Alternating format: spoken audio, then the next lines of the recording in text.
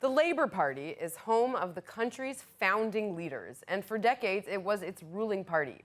It had seemed for a while the party could be headed for extinction, with earlier polls indicating it wouldn't win enough votes in the upcoming elections to enter the Knesset at all. But following the election of progressive lawmaker Merav Michaeli as its new leader, the party is showing signs of life.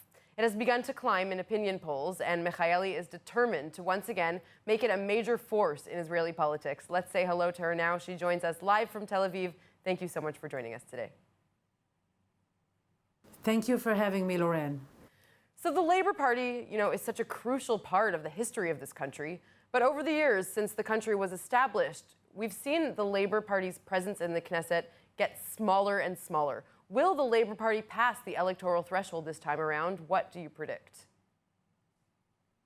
Oh, it's not what I predict. It's even the polls. There is no, thankfully, I'm not taking anything for granted.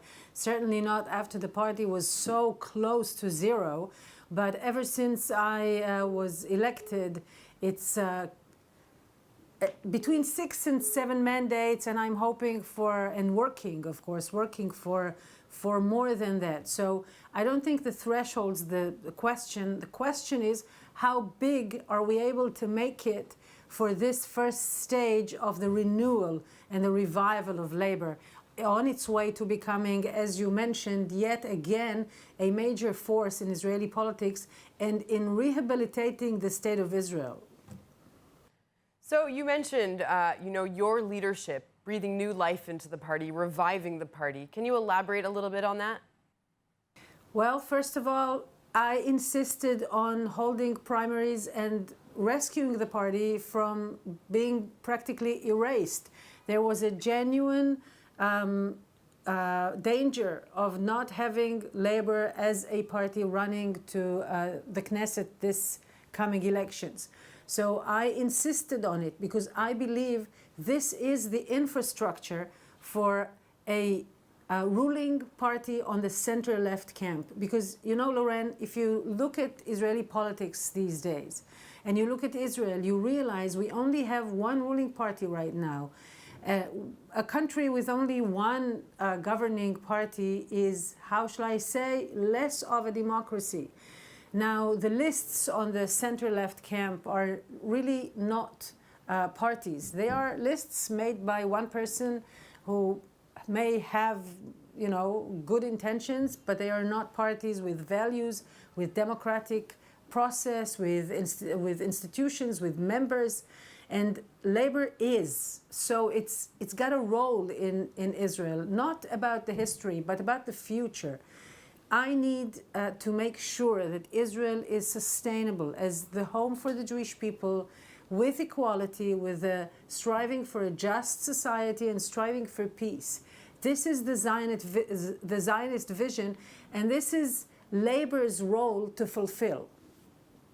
Merav, members of your party have said that they would support Yair Lapid for prime minister. Do you think at this point that is even a possibility? Could we finally be seeing the end of Netanyahu's reign over this country?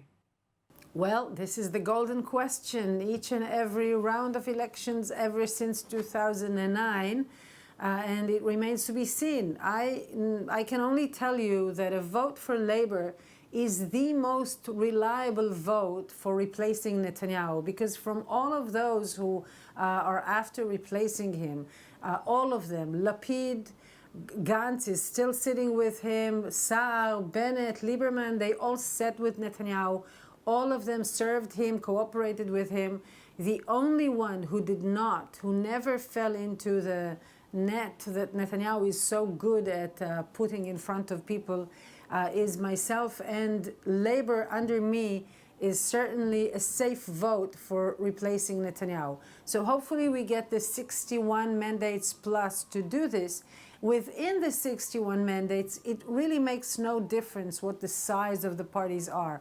But it does make a difference. Is your vote reliable both for replacing Netanyahu and for the values that most of the center-left camp voters are very interested in?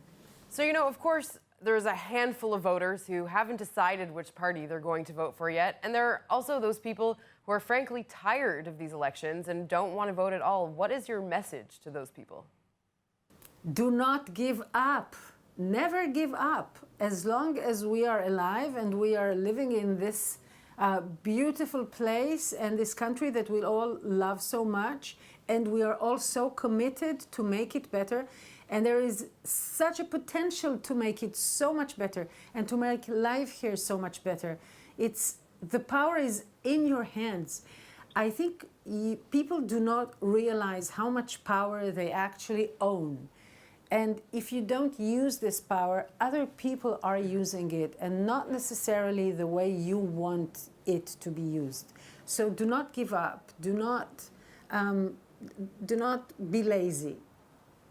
Go out and vote. I know that I am offering you Labor as the best possible vote and the most reliable one.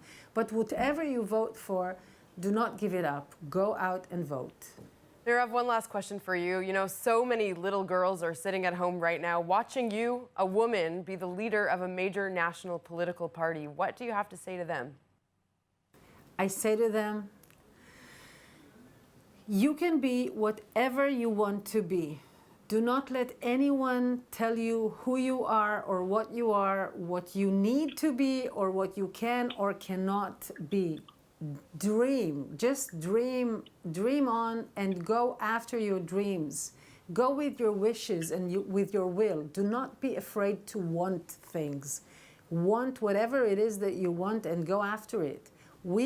I and my friends, we are here to create a better future, a more equal future. So for you, it'll be so much easier and so much possible to fulfill whatever it is that you want to achieve. A nice positive note to end on. Merav Michaeli, thank you very much.